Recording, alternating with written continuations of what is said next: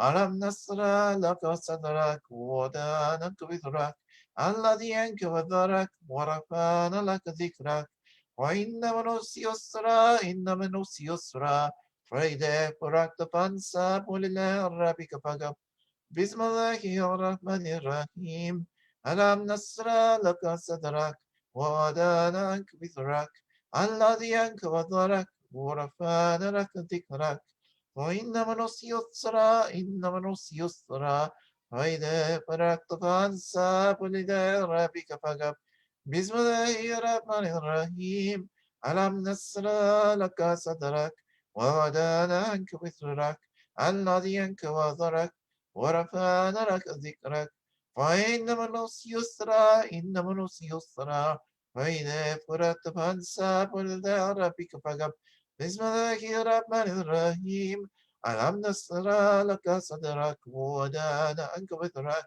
الذي أنقض ظهرك ورفعنا لك ذكرك فإن من اليسرى إن من اليسرى فإذا فرغت فانصب ولله ربك فارغب بسم الله الرحمن الرحيم قل هو الله أحد الله الصمد لم يلد ولم يولد ولم يكن له كفوا أحد بسم الله الرحمن الرحيم قل هو الله أحد الله الصمد لم يلد ولم يولد ولم يكن له كفوا أحد بسم الله الرحمن الرحيم قل هو الله أحد الله الصمد لم يلد ولم يولد ولم يكن له كفوا أحد بسم الله الرحمن الرحيم قل هو الله أحد الله الصمد لم يلد ولم يولد ولم يكن له كفوا أحد بسم الله الرحمن الرحيم قل هو الله أحد الله الصمد لم يلد ولم يولد ولم يكن له كفوا أحد بسم الله الرحمن الرحيم قل هو الله أحد الله الصمد لم يلد ولم يولد ولم يكن له كفوا أحد بسم الله الرحمن الرحيم قل هو الله أحد الله الصمد لم يلد ولم يولد ولم يكن له كفوا أحد بسم الله الرحمن الرحيم قل هو الله أحد الله الصمد لم يلد ولم يولد ولم يكن له كفوا أحد بسم الله الرحمن الرحيم قل هو الله أحد الله الصمد لم يلد ولم يولد ولم يكن له كفوا أحد بسم الله الرحمن الرحيم قل هو الله أحد الله الصمد لم يلد ولم يولد ولم يكن له كفوا أحد بسم الله الرحمن الرحيم قل هو الله أحد الله الصمد لم يلد ولم يولد ولم يكن له كفوا أحد